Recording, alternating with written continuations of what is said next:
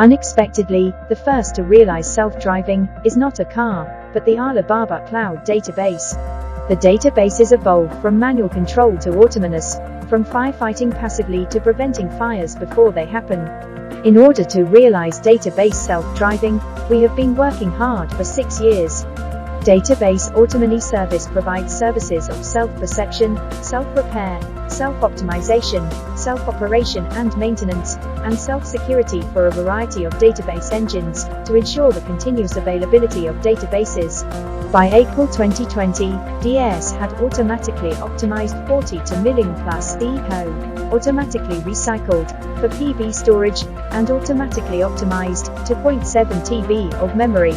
DAS provides 24/7 subnormal detection, root cause analysis, automatic repair and optimization, effect tracking and evaluation, rollback and feedback. With this closed-loop diagnosis process, database autonomy can be realized. If an anomaly happens, no manual intervention is required, and business is resumed automatically. Database Autonomy Service invites you to enter the era of database self-driving.